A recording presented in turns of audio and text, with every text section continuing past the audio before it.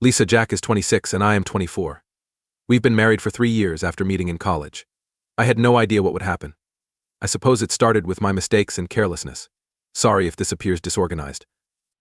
It hurts and confuses me. Jack is shy, although I have always been outgoing. Jack prefers to stay at home and watch movies or read books, but I enjoy socializing and meeting new people. He always supports me when I go out with friends, even if it is not his thing. I overdid it, and now I regret everything.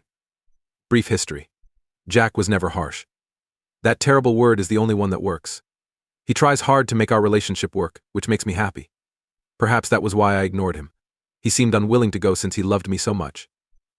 Jack would get up early to bring me my favorite coffee, change his plans to be with me when I was depressed, and always prioritized me. Friendly, interested, and eager to please. I gradually took it for granted. I had no idea how hard he was working on our relationship, or how my actions made him feel. My exodus has begun. Jack agreed that I wanted to stay at home, even if we didn't have children. Housewife to please me. He didn't hesitate, but I stopped working hard around the house, assuming Jack would do everything. He never talked when he arrived home from work to find a dirty house and no food. He instantly began cooking, cleaning, and doing everything else. I regarded him as weak and resented his continual assistance. Not someone who catered to me, but someone stronger who could push me. When Jack came home, I got to spend more time with my pals. I made jokes about him behind his back to my friends, who enjoyed it. They told me I deserved someone who could keep up. As I got further away, Jack tightened his grip. He handed me unexpected gifts, have fancy meals, and plan our future. But I'm leaving. I didn't want admiration. I sought passion and intensity. I rejected Jack, and he tried to soothe me. It was good to have attention from other males. Jack saw it but said nothing. He worked harder to get me back because he believed love could solve anything. When I quit, like Jack, our friends did as well. Not just my jokes about him. It was how I ignored or rolled my eyes whenever he attempted to contribute to a discussion with others. When I advised our pals to minimize Jack, they complied. They joked that Jack was being abused or being overly friendly, but Jack, who was constantly trying to keep the peace, laughed it off without betraying his feelings. He grinned and added, "I am delighted." I felt thrilled, but I could see pain in his eyes. I didn't know how much that hurt him, lowering his self-esteem. Jack's few friends stopped speaking with him because they didn't understand why he tolerated me. People believed Jack might have done better by standing up for himself, but he was always there for me. He stated he loved me despite the fact that I was going through a period. He became weaker as he fought for me, and our friends and I stopped admiring him. I am not sure how to break the pattern. I did better than Jack after hanging out with people who suggested I could. I should meet someone like myself. Jack withdrew farther. He worked harder and longer hours. He retreated, became reclusive, and stopped mingling. When we went out, I was the focal point rather than him. I was too concentrated on myself to see how he felt. Now that I think about it, I see Jack was abused. Should have had more. I forgot how grateful I was to have a kind and loving husband. My concerns and need for acceptance pushed us apart, and I abandoned the only person who loved me unconditionally. Because I need to vent, I'll outline some of my disrespectful actions against Jack. Sorry if this is too long. It started a few months before the neighborhood party, when I began to drift away from Jack. I called college friends who had moved nearby. They seemed cheerful and carefree, which is what I wanted. My friend Tina invited me out on Friday night. Dinner was simply planned, but the night quickly turned into dancing and bar hopping. Jack, a wonderful hubby, urged me to have fun and go out. I immediately took his extra money to cover it, any expense. I mocked Jack in front of my friends for the first time that night. I was drunk when I told them Jack looked after me and never grumbled about being a stay-at-home wife. Despite the fact that we didn't have children, people's laughter made me feel great, and I appreciated the attention. The next morning I wished I had done something differently. Jack served me breakfast after a night out like he always does. He asked how my night went, but I didn't answer. He didn't say anything else, but his eyes were filled with anxiety. He stated he loved me and was glad I had fun. My humiliation became into hatred, and I disregarded him. I spent more time with friends in the following weeks. Jack assisted me despite his exhaustion. Our stress rose as we spoke less. I could sense his anguish, but I disregarded it because I knew he would never abandon me. Tina and friends arrived overnight to watch a movie. Jack prepared dinner and retreated to his room to allow us to rest. After the wine, we talked about our relationships. Tina expressed her hope that her partner was as loyal as Jack. People laughed and said more about Jack's goodness, how I had him wrapped around my finger, and how simple he was to get along with. Again, drinking gave me the courage to participate. Jack's peculiarities, habits, and eagerness to do everything for me were ridiculed. Even joked that if I told him to jump off a rock, he'd ask how high. I felt strong when my friends laughed, even though I knew it was wrong. Jack must have heard everything but never said. Despite the fact that his eyes ached, he pretended nothing had happened the next morning. He kissed my cheek. He told me he loved me, and then went to work. I felt awful for a little while but quickly forgot. It became too much a week before the neighborhood festival. Jack and I were invited to a neighbor's barbecue. The warm, sunny weather made everyone delighted. Jack was, as usual, a pleasant spouse, helped with grilling and providing food and beverages. He is being his normal friendly self.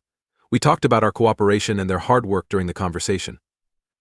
It felt embarrassing to talk about how wonderful my husband Jack was and how well he satisfied all of my needs. My friends laughed and made jokes about Jack's pounding and my control. I saw Jack close by, listening to everything.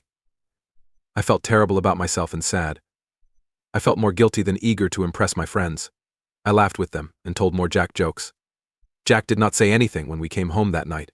He promptly went to bed, leaving me in the living room. By me. I sat there for a long time, enraged and sorry. I knew I'd bugged him but couldn't fix it. As usual, I persuaded myself that Jack would forgive me and everything would be okay. I had no idea the BBQ was Jack's final straw. The neighborhood party signaled the end. Our neighborhood frequently had events. These parties gave us the opportunity to interact, drink, and have fun in our close-knit community. However, I did something terrible that night. Everyone enjoyed the gathering, which was planned by our neighbors. Jack was grilling, as usual, and I was with some friends. After a few beers, we began discussing our husbands, beginning with Jack. My friends were well aware that Jack admired and laughed at me. Someone said my husband will do anything for me, which is fortunate. I grinned and made a joke about Jack never saying no and always doing what I asked while intoxicated. I pointed out that Jack lacked backbone on occasion. My buddies mocked Jack's beating while they laughed. There was no term then. When I looked back, I saw Jack standing with a pale, blank expression. He knew everything. Jack approached the table, looked me in the eyes, and stated, "We need to talk." I was surprised, but I followed. Even though everyone was having a good time at the party, I could tell they were watching us. Jack pronounced himself finished. I figured that was a joke, but Jack did not laugh. He told me that he was weary of being abused by me and others. He stated he was going, and I would not return to our house. He departed after informing me that my belongings would be on the porch. I was astonished. He left, leaving me astonished. Everyone looked at me with sympathy. They may not have hurt us, but our presence and Jack's departure suggested a bad scenario. I chased him quickly. But Jack. I returned home to see my possessions packed. I cried, begged him to stop, and did everything I thought would help. Yet he appeared to have turned off everything. He refused to look at or listen to me. He continued packing till he was finished. He told me to leave and threw my belongings out. Initially, I declined. Despite my pleas, he stated that he would notify the police. I fled because he meant business. I had the impression that the entire neighborhood, including my pals, was following me as I walked. I did not receive assistance or comfort. They watched from afar. I went along the street, holding on to anything I could through sobs. I couldn't figure out what happened since my mind was preoccupied. Long thought Jack couldn't fight me, but he did. I phoned my father from a nearby park, still astonished. I'm delighted he arrived right away. He was saddened when he learned what had happened, but he still took me home. After spending many days at my parents' house, I have no idea where I am. Jack does not respond my calls. I am at a loss on what to do because he refuses to return my calls. I miss him. I misjudged how dangerous this area is. Should have known better. I regret it. I do not need continual reminders. I came for help, not condemnation. Please stop. I feel bad writing this since the hate is so great. I wanted help, not advice. To answer some questions, I am unemployed. That's how my post began. I wonder why people ask. I can still see that person. I hope we can improve. Yes, this is genuine. Write a falsehood for Reddit. I've got more serious tasks. I need a job and a new beginning, but all I can think about is Jack. I miss him and regret that I caused him to go. I wish I could undo everything. Thank you to everyone who offered me advice. Your words helped me get through this awful time. Some are here only to criticize. Please know that I am already coping with my acts. Bad things shouldn't happen again. I'm striving to reconcile with Jack and show that I can change one day at a time. Any assignment, regardless of difficulty, is acceptable to me. Please let me know if you can solve this. Another update: I'm not sure why I'm posting here. Many rude people utilize Reddit. I don't have somewhere else to go, so this is it. First and foremost, I admire my parents. If not for them, I would be homeless. I could not have done it without their unwavering support throughout. I now know that all of my friends, including Tina, are lying. I haven't had a call or text from them since when? Bad individuals, therefore I blocked them all. They clearly didn't care about me. We ultimately talked about my husband. He wants a divorce. I will do everything he asks, even if he will miss me and feel terrible. I will not accept him back either. So, there I am. Not sure what to do next. What will happen is difficult to foresee when everything is uncertain. Nothing has occurred in my employment hunt. Despite the sadness, I am trying to remain positive. I can't believe things went bad so quickly.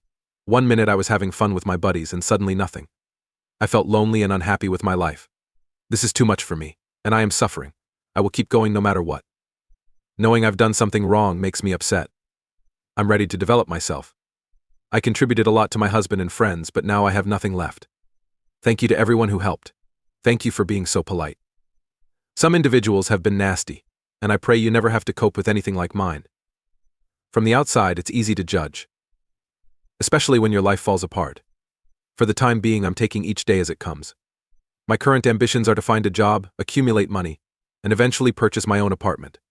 Despite the lengthy road ahead, I am determined to achieve my goal. I just need the strength to keep going. I don't want people to feel sorry for or criticize me. Welcome to Reddit. It's me again. I understand that was my last message, but I wanted to send you all one more. I stopped visiting here after months of negative remarks. But this is the final report. The split is now official. They let me stay with them, and I got a job, even though I hate it. Job doesn't pay well, and my father helped me get job, but I had to do it for now. That being said, the breakup was simple. Before we were married, the house was always Jack's. I made some money as a stay-at-home wife, but not much. We didn't have children, so we didn't need to worry about childcare. Jack has had enough of me, despite my attempts to communicate with him.